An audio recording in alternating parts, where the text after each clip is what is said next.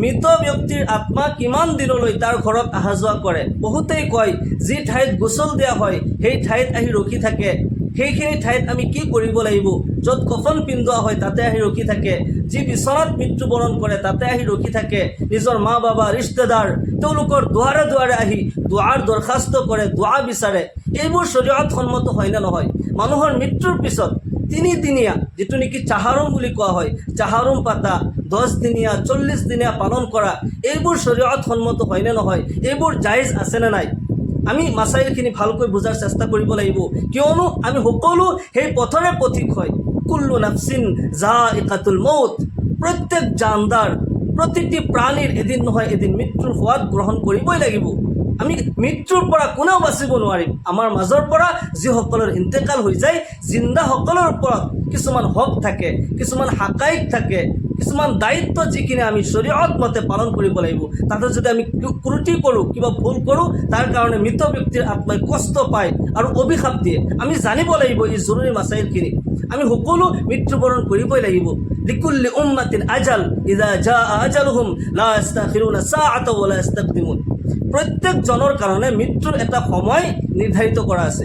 যেতিয়া সেই সময় আহি যায়, 1 ছেকেণ্ড ইফাল সিফাল নহয়, লগে লগে মালাকুল মৌত উপস্থিত হৈ যাব আৰু আমাৰ জান ওলাই ল'ব। সেইকাৰণে আমি সকলোৱে মৃত্যুৰ আগতেই তাৰ সামান তৈয়াৰ কৰিব লাগিব, মৃত্যুৰ কথা স্মৰণ কৰিব লাগিব, তেতিয়া আমি গাফিল হৈ নাথাকোঁ। কাৰণ মৃত্যু হোৱাৰ লগে লগে সেইদিনাই তাৰ কাৰণে কিয়ামত আৰম্ভ হৈ যায়। যদি নেক আমল কৰে শান্তি পাব, যদি বদ আমল কৰিছে তেতিয়া শাস্তিত গ্ৰেপ্তাৰ হ'ব লাগিব। জাহান্নামৰ শাস্তি কবৰতে তাৰ কাৰণে আৰম্ভ হৈ যাব, নাউজ বিল্লাহ। সেইকাৰণে আমি মৃত্যুৰ আগতেই তাৰ সামান তৈয়াৰ কৰিব লাগিব। দুনিয়াৰ এই জীৱন খন্তেক সময়ৰ হয়।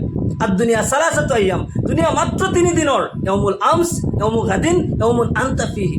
যোৱাকালি যিটো গুচি গ'ল কেতিয়াও ঘূৰি নাহে। অহাকালি পুৱতিৰ সূৰ্য দেখিবলৈ যে পাম তাৰ কোনো গ্যাৰাণ্টি নাই। ইয়াউমুন আনতা ফিহি, আল-ইয়াউম, সেই মুহূৰ্ত, সেই দিন য'ত নেকি তুমি জীয়াই আছা, কিবা নেক আমল কৰা, আল্লাহ তাআলাৰ ৰাজি খুশিৰ কাৰণে কিবা নেক আমল কৰা, 2 ৰাকাত নফল নামাজ পঢ়ি লোৱা, অলপমান আল্লাহ আল্লাহ জিকিৰ কৰি লোৱা, কোনো গৰীব দুখীয়া সহায় কৰা, এয়া তোমাৰ কামত আহিব। পৰকালত তুমি শান্তি পাবা। কাৰণ যাৰ যেতিয়া মৃত্যু হয় সেইদিনাই তাৰ কাৰণে কিয়ামত শুৰু হৈ যায়, কিয়ামত আৰম্ভ হৈ যায়। সেইকাৰণে আমি বেছি বেছি মৌতৰ কথা স্মৰণ কৰিব লাগে, মৌতৰ কাৰণে আমি তৈয়াৰী কৰিব লাগে। প্ৰকৃত জ্ঞানী সেইজন ব্যক্তি হয় যিজনে নেকি মৃত্যুৰ আগতে তাৰ সামান তৈয়াৰ কৰে। এক বাদশাৰ কথা মই এটা উদাহৰণ দিওঁ। এজন বাদশাই তেওঁ বেৱকুফ বিচাৰিছিল, বুৰ্বক বিচাৰিছিল। বাদশাই কৈছে মোৰ এই সাম্ৰাজ্যৰ ভিতৰত আটাইতকৈ যিজন বুৰ্বক হয় সেইজনক লৈ আহা। সৈন্য সামন্ত চাৰিওফালে বিয়পি গ'ল আৰু পৰীক্ষা কৰি কৰি আটাইতকৈ বুৰ্বক যিজন ব্যক্তি সেইজনক লৈ আহিছে আৰু ৰজাৰ আগত আনি বহাই দিছে। ৰজাই পৰীক্ষা কৰি আছে যে তুমি বুৰ্বক হয়নে? সেই বুৰ্বকজনে কৈ আছে নাজানো, মানুহে কয় আৰু মানুহে বুৰ্বক বুলি কয়, মই নাজানো। ৰজাই বুজি পালে যে সঁচাকৈ ই বুৰ্বক হয়। এতিয়া ৰজাই কি কৰিলে, ৰজাৰ ডিঙিত যি মণিমুকুতাৰ হাৰ পিন্ধা আছিল সেই হাৰ খুলি এই বুৰ্বকজনক পিন্ধাই দিছে আৰু ক'লে এইটো তোমাক দি দিছোঁ। তেওঁ কৈছে এইটো দি মই কি কৰিম?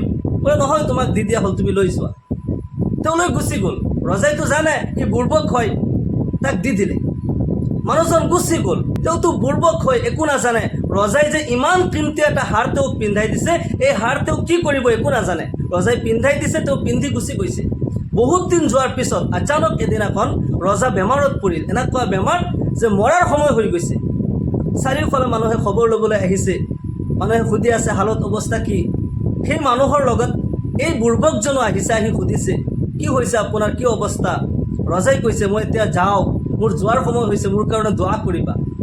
তেওঁতো বুৰ্বক হয়, মানুহজন বুৰ্বক হয়। তেওঁ সুধিছে ক'ত যায়? এতিয়া ৰজাই কৈছে সেই ঠাইত যাওঁ য'ৰ পৰা উভতি অহাৰ কোনো ৰাস্তা নাই।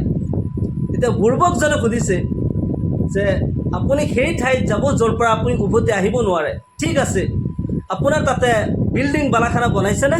বোলে নাই বনোৱা। পিছে সৈন্য সামন্ত পঠাই দিছেনে? নকৰ চাকৰবোৰ পঠাই দিছেনে? বোলে নাই পঠোৱা। তাতে টকা পইচা আপোনাৰ সোণ ৰূপবোৰ পঠাই দিছেনে নাই? এই সোফা আৰামৰ বিচনা আপুনি তাতে বনাই থৈছেনে? বোলে নাই, এইবোৰ তাতে মই বনোৱা নাই। তেতিয়া এই বুৰ্বকজনে তাৰ ডিঙিত যি হাৰ পিন্ধা আছিল মণিমুকুতাৰ, এই হাৰ খুলি ৰজাক পিন্ধাই দিছে। আৰু বুৰ্বকজনে কৈ আছে আপুনি সেই ঠাইত যাব য'ৰ পৰা নেকি আপুনি উভতি অহাৰ কোনো লাইন নাই। আপুনি একেবাৰে যাব, চিৰকালৰ কাৰণে যাব। অথচ আপুনি কি কৰিছে? তাৰ কাৰণে আপুনি একো নকৰিলে। কোনো সৈন্য সামন্ত, কোনো নকৰ চাকৰ, কোনো বিল্ডিং বালাখানা, আৰামৰ বিচনা, কোনো কিছুৰ ব্যৱস্থা আপুনি নকৰিলে। এতিয়া কওক, বুৰ্বক মই নে আপুনি? এই বুলি কৈ এই হাৰ পিন্ধাই দি বুৰ্বকজন গুচি গ'ল। ৰজাই কান্দিব ধৰিলে। সঁচা কথা, মোৰ জীৱনত মই কি কৰিলোঁ?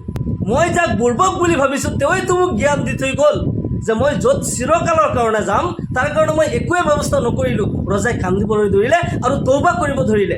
মৃত্যুৰ আগতে আমি মৃত্যুৰ সামান তৈয়াৰ কৰিব লাগে। আমি সকলো সেই পথৰে পথিক হয়। আপুনি কোটি কোটি টকা ইনকাম কৰিছে, মাৰ্চিডিজ কাৰ লৈ ফুৰিছে, আপুনি VIP জীৱন অতিবাহিত কৰিছে, মৃত্যুৰ লগে লগে গোটেই শেষ হৈ যাব। আপুনি ডেড বডি হয়।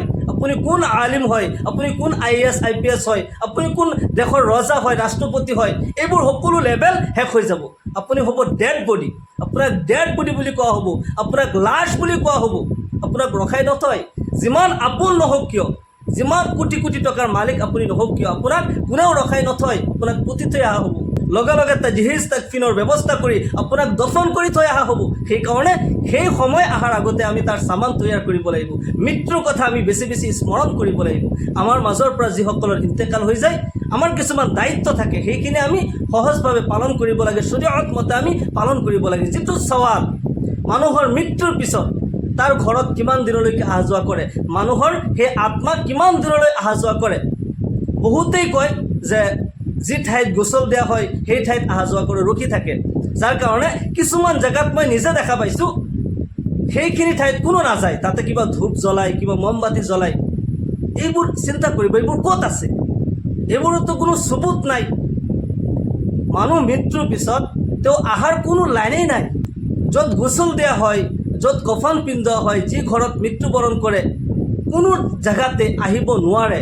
আল্লাহ তাআলাই যদি বিচাৰে সেইটো বেলেগ কথা, কিন্তু শৰীয়তত কোনো এক মুতাবৰ কিতাবত ইয়াৰ কোনো দলিল নাই। হাকিমুল উম্মাত হজরত মৌলানা আশরাফ আলী থানভী রহমতুল্লাহ আলাইহি এটা যুক্তি দিছে, মানুহ যেতিয়া মৃত্যু হয়, মানুহজন হয়তো সৎ হ'ব নাইবা বদ হ'ব। মানুহজন হয়তো ভাল নেক আমল কৰিছে নাইবা বদ আমল কৰিছে, দুইটাৰ পৰা যিকোনো এটা হ'ব। যদি মানুহজন সৎ হয়, মানুহজন যদি নেক আমল কৰিছে, তেতিয়াহ'লে তাৰ মৃত্যুৰ লগে লগে তাক ইল্লিয়নত স্থান দিয়া হ'ব। মানুহ মৃত্যুৰ পিছত আলমে বৰজখত যায়। যদি নেক আমল কৰিছে, জান্নাতৰ দুৱাৰ তাৰ কাৰণে খুলি দিব, জান্নাতৰ নাজ ও নিয়ামত তেওঁ পাই থাকিব, ইল্লিয়নত তাক স্থান দিয়া হ'ব। যদি মানুহজন বদকাৰ হয়, কুকৰ্ম কৰিছে, তেতিয়াহ'লে মানুহজনক সিজ্জিনত জেগা দিয়া হ'ব, জাহান্নামৰ শাস্তি তাক দিয়া হ'ব, জাহান্নামৰ ফিৰিস্তাই তাক গ্ৰেপ্তাৰ কৰি ল'ব। যদি মানুহজন নেক হয়, জান্নাতৰ নিয়ামত পোৱাৰ পিছত সেইজন মানুহে এই কুৎসিত দুনিয়াত অহাৰ কোনো প্ৰশ্নই নুঠে। এই দুনিয়া যদি 7 বাৰ কৰি বিক্ৰী কৰা হয়, জান্নাতৰ এটা ইটাৰ মূল্য হ'ব নোৱাৰে। জান্নাতৰ গৃহৰ এটা ইটাৰ মূল্য হ'ব নোৱাৰে। গতিকে জান্নাতৰ নিচিনা নিয়ামত পোৱাৰ পিছত এই বেহাইচিয়াত দুনিয়াত অহাৰ কোনো প্ৰশ্নই নুঠে। মানুহজন কোনো কাৰণতেই নাহে। আৰু যদি মানুহজন বদকাৰ হয়, কুকৰ্ম কৰিছে, তেতিয়াহ'লে জাহান্নামৰ ফিৰিস্তাই তাক গ্ৰেপ্তাৰ কৰিব, জাহান্নামৰ শাস্তি দি থাকিব। তাকতো এৰি নিদিয়ে যে তুমি দুনিয়াত যোৱা কিবা স্বভাৱ লৈ আহা। কোনো কাৰণতে দুইটা লাইনেদি মানুহজন দুনিয়াত উভতি অহাৰ কোনো চান্স নাই, তাৰ আত্মা দুনিয়াত অহাৰ কোনো চান্স নাই। ইয়াতে এটা কথা আছে, শৰীয়ত মোতাবিক যিটো কথা কোৱা হ'ল যে মানুহজন মৃত্যুৰ পিছত আহিব নোৱাৰে, কোনো চান্স নাই। চায়েন্সৰ মতে যদি আপুনি ৰিচাৰ্চ কৰে, চায়েন্সে কয় এজন মানুহৰ লগত যেতিয়া গেহৰা ৰিষ্টা থাকে, বহুত বেছি ভাল পোৱা থাকে, আৰু আচানক মানুহজনৰ ইন্তেকাল হৈ যায়, তেতিয়া সেইজন মানুহ য'ত ফুৰিছিল, য'ত বহিছিল, য'ত কথা পাতিছিল, সেইবোৰ জেগাত যোৱাৰ লগে লগে এনেকুৱা অনুভৱ হ'ব যে মানুহজন মোৰ ওচৰতে আছে। আপোনাৰ ব্ৰেইনে মেহচুচ কৰিব যে মানুহজন ওচৰত আছে, অমুক জেগাত বহি আছে, মোৰ লগত এনেকুৱাকৈ কথা পাতি আছিল। ইয়াক চায়েন্সৰ মতে গ্ৰীফ হেলুচিনেশ্যন বুলি কোৱা হয়, যিটো নেকি গেহৰা মহাব্বত থকাৰ কাৰণে, বহুত বেছি ভাল পোৱাৰ কাৰণে ইহছাছ হয়, আপোনাৰ ব্ৰেইনে মেহচুচ কৰে। প্ৰকৃততে মানুহজন দুনিয়াত নাহে, মানুহজন আহিবই নোৱাৰে। এজন মানুহৰ ইন্তেকাল হোৱাৰ পিছত মানুহজন কোনো কাৰণতে আহিব নোৱাৰে। কিন্তু আমি বহুত সময়ত সপোনত দেখোঁ, সপোনত আহিব পাৰে। সপোনটো আলমে মিছাল হয়, আৰু সপোনত দেখিলে মানুহজনে সপোনৰ যোগেদিও দুৱাৰ দৰখাস্ত কৰে। সেইকাৰণে মানুহৰ ইন্তেকালৰ পিছত আমি তেওঁলোকৰ কাৰণে ইছালে সৱাবৰ দোৱা কৰিব লাগে, কুৰআনে কাৰিমৰ তিলাৱত কৰি কলিমা খতম কৰি আমি তেওঁলোকৰ কাৰণে দোৱা কৰিব লাগে আৰু ইছালে সওয়াবৰ কাৰণে আমি যিবোৰ কৰোঁ গৰীব দুখীয়া খানা খুৱাওঁ এইবোৰতো কবৰত শুই শুই ইয়াৰ সওয়াবটো পাই থাকিব কিন্তু ইয়াৰ কাৰণে 3 দিনীয়া যিটো চাহাৰম বুলি কোৱা হয় ইয়াৰ কোনো সবুত নাই 3 দিনীয়া 10 দিনীয়া 40 দিনীয়া পাতা ইয়াৰ কোনো সবুত খাইৰুল কুৰুণৰ যুগতো পোৱা নাযায় নবীৰ যুগতো নাই সাহাবাসকলৰ যুগত তাবিঈন তেওঁলোকৰ যুগত ইয়াৰ কোনো প্ৰমাণ পোৱা নাযায় এইবোৰ নকৰিব ইছালে সওয়াবৰ কাৰণে আপুনি কুৰানৰ তিলাৱত কৰিছে আপুনি মানুহক খুৱাইছে গৰীব দুখীয়াক মাতি আপুনি খুৱাইছে ইয়াৰ কাৰণেতো নিশ্চয় সওয়াব পাব তাৰ কাৰণে কোনো দিন নিৰ্ধাৰিত কৰি আমি 3 দিনীয়া 10 দিনীয়া 40 দিনীয়া পাতা এইবোৰ বিলকুল জায়েজ নাই আৰু এইবোৰ কথা যে ভাবা য'ত গোসল দিয়া হৈছিল তাতে আহিব য'ত কফন পিন্ধোৱা হৈছিল তাতে আহিব যি বিচনাত মৃত্যুবৰণ কৰিছে তাতে আহিব এইবোৰ মিছা কথা দুৱাৰে দুৱাৰে ঘূৰি দুৱাৰ দৰখাস্ত কৰা এইবোৰ মিছা কথা এইবোৰ বিশ্বাস নকৰিব শৰীয়তত ইয়াৰ কোনো প্ৰমাণ পোৱা নাযায় কোনো মুতাবৰ কিতাপত ইয়াৰ কোনো সবুত পোৱা নাযায় এইবোৰ কিছুমানে নিস্বাৰ্থভাৱে নিজৰ ইচ্ছামতে মোক ভাল পাক বুলি নিজৰ স্বাৰ্থৰ কাৰণে এইবোৰ কথা কৈ সমাজত বিভ্ৰান্তিৰ সৃষ্টি কৰে সেইবোৰ কথা বিশ্বাস নকৰিব কোৰআন আৰু হাদিছৰ পৰা যদি সবুত দি কোনো কথা কয় কোনো আলিমে তেতিয়াহে আপুনি মানি ল'ব তেতিয়া বিশ্বাস কৰিব তাৰ ওপৰত আমল কৰিব মূল কথা হৈছে মানুহৰ ইন্তেকালৰ পিছত মানুহজন উভতি আহিব নোৱাৰে আল্লাহ তাআলাই ইচ্ছা কৰে তেতিয়া সকলো কিছু সম্ভৱ হয় কিন্তু কোনো প্ৰমাণ নাই আল্লাহ তাআলাই ইচ্ছা কৰিলে মানুহজনক পঠাবও পাৰে কিন্তু তাৰ কাৰণে কোনো প্ৰমাণ নাই এইবোৰ কথা বিশ্বাস নকৰিব কিন্তু কাৰোবাৰ ইন্তেকাল হ'লে তেওঁলোকৰ ইছাৰা সওয়াবৰ কাৰণে কবৰত যাতে শান্তি হোক তাৰ কাৰণে আমি দোয়া কৰিব লাগে কবৰস্থানত যায় আমি জিয়াৰত কৰিব লাগে দোয়া কৰিব লাগে এইবোৰ কৰিব পাৰি কিন্তু দিন তাৰিখ ঠিক কৰি চাহাৰম কৰা 10 দিনীয়া 40 দিনীয়া এইবোৰ পাতা বিলকুল জায়েজ নাই এইবোৰ বিশ্বাস নকৰিব আশা কৰোঁ আমি মাসাইলখিনি ভালকৈ বুজিছোঁ আল্লাহ তাআলা আমাক সকলোকে কোৱা আৰু শুনাতকৈ বেছি বেছি আমলৰ তৌফিক দান কৰক সকলোকে আল্লাহুম্মা আমিন ওয়া আখিৰ দাওয়ানা আলহামদুলিল্লাহি ৰাব্বিল আলামিন আসসালামু আলাইকুম ওয়া ৰাহমাতুল্লাহি ওয়া বাৰাকাতুহু